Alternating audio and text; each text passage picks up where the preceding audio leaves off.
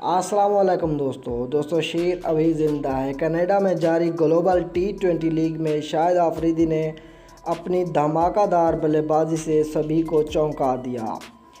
آفریدی نے Brampton walls کے لیے کھیلتے ہوئے ایڈمنٹن رائلز کے گیند بازوں کی جم کر خبر لے لی۔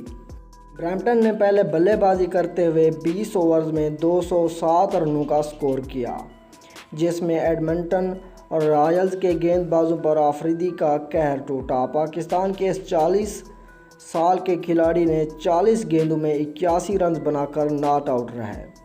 آفریدی نے اپنے طوفانی اننگز کے دوران 5 چھکے اور 10 چوکے لگائے، یعنی انہوں نے صرف 15 گیندوں میں ہی 70 رنز بنا ڈالے، جس کے جواب میں ایڈمنٹن رائلز کی ٹیم 9 وکٹ کے نقصان پر 180 رن ہی بنا سکی۔